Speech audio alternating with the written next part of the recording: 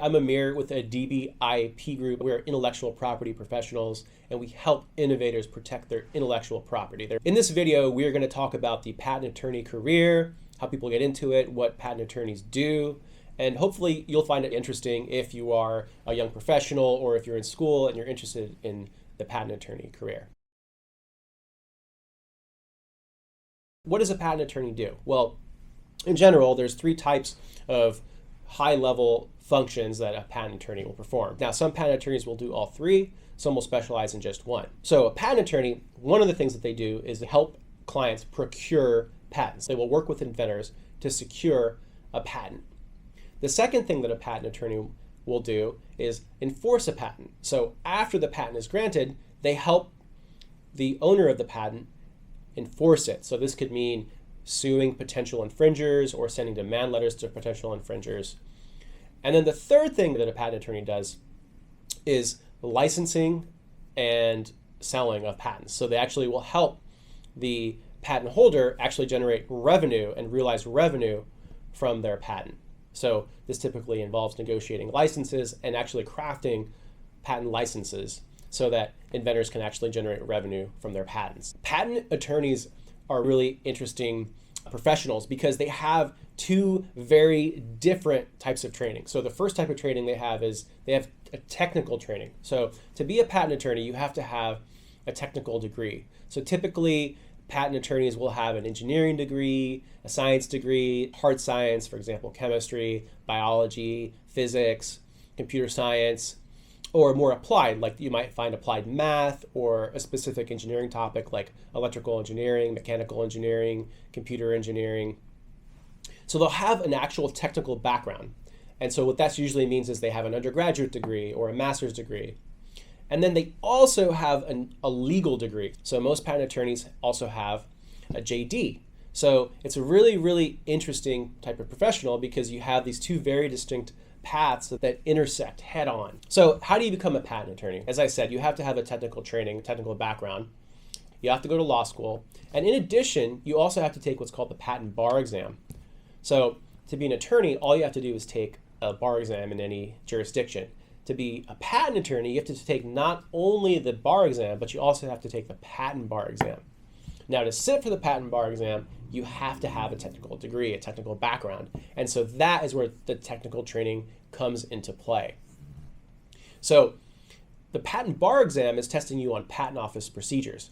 And so in order to actually represent people before the patent office, you have to have taken and passed the patent bar.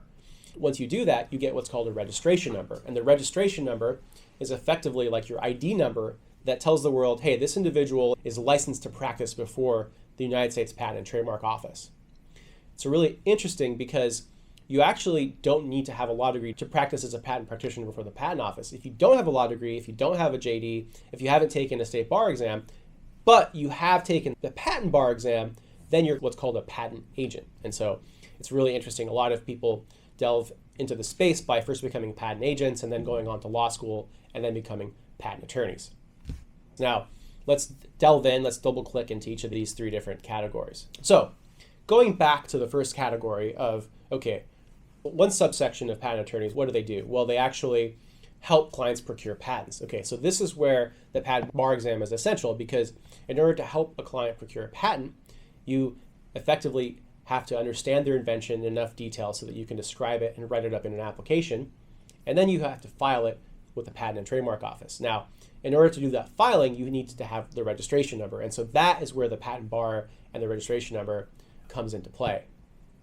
Now, after you file the application, there's a back and forth process with the patent office.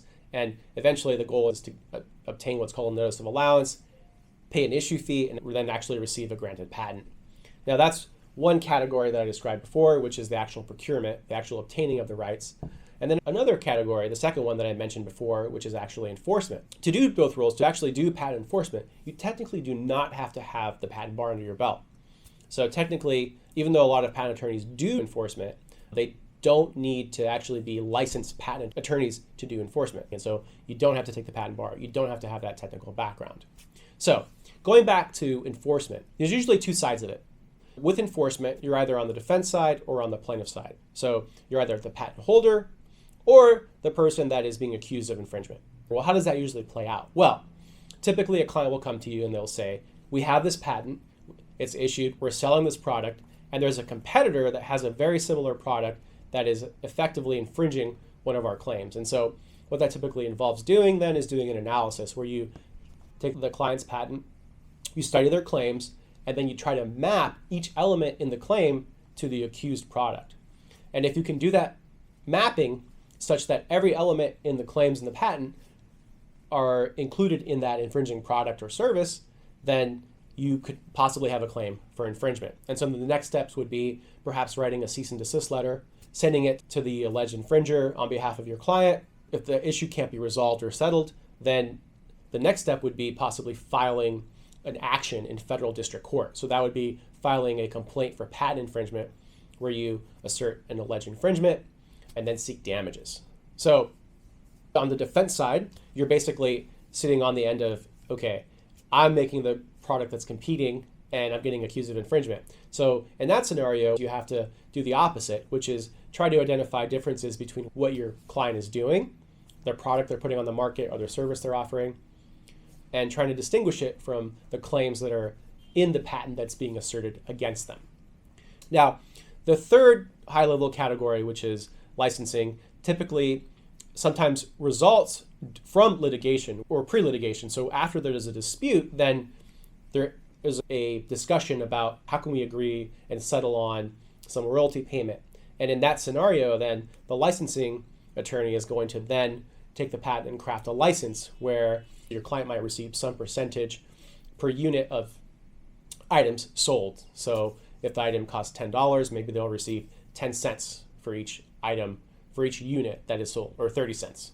This is to be negotiated, but it's going to be reflected in a licensing agreement that's crafted by that licensing attorney.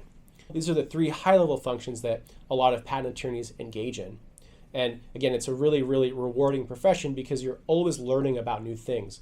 You're always learning not just about changing laws and changing landscapes, but you're also learning about technology, what's coming, what's ahead. Again, I'm Amir with Adibi IP Group, looking forward to create more educational content.